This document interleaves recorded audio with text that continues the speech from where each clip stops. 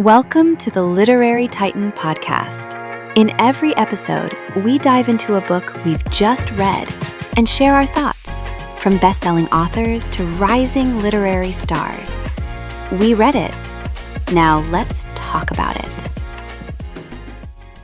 Ceylon Moon is a poetry collection built around memory, dreams, aging, identity, nature, and the uneasy business of trying to make meaning from a finite life.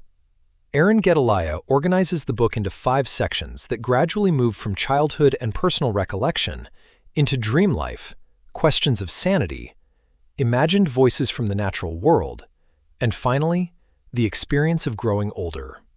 That structure gives the collection a real sense of progression.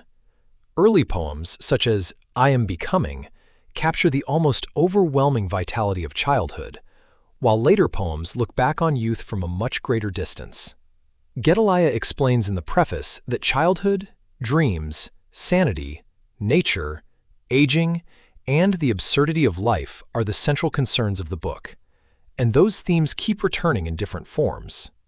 The collection is especially strong when Gedaliah lets an ordinary experience open into something much larger.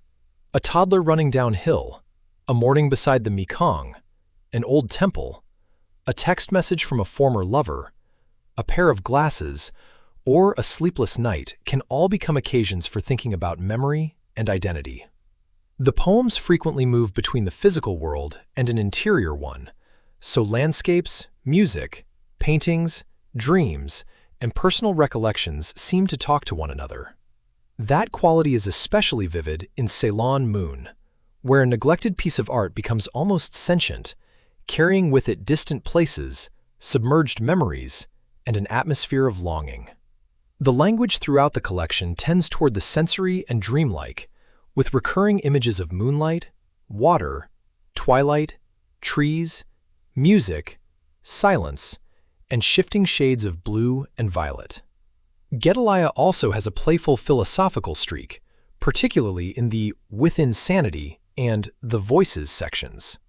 Poems such as Being Insane and Being in Between treat sanity and madness less as fixed opposites than as forces people continually negotiate, with conformity on one side and freedom, impulse, and creativity on the other. In The Voices, stone, trees, clouds, mountains, and the sea are given their own perspectives, and the effect is surprisingly intimate. Nature becomes a way of talking about stability, memory, surrender, and the human desire to find significance outside ourselves. A Song of the Sea, for example, imagines the sea as an ancient rhythm binding us to existence, while A Song of Letting Go turns the seasonal loss of leaves into a meditation on accepting time and change. Toward the end, the collection becomes increasingly concerned with aging, physical decline, estrangement from a more automated world, remembered intimacy, and the approach of death. But it keeps returning to gratitude and connection. Because My Time is Limited places the speaker's brief life against an immense and indifferent universe, yet arrives at astonishment. The closing poem, What is Life?, reduces the book's many questions to a simple chain connecting truth, memory, love, and the fragile experiences that give a life its meaning. I'd recommend Ceylon Moon most to readers who enjoy reflective, philosophical poetry and who are drawn to writers such as Rilke, Pessoa, Camus, or poets who use dreams, art, music, and nature as ways of thinking about consciousness. It should especially resonate with readers who've reached an age where memory feels less like a record of the past and more like something living alongside the present. Thanks for joining us on the Literary Titan podcast. If today's review sparked your interest, be sure to pick up a copy of the book and experience it for yourself.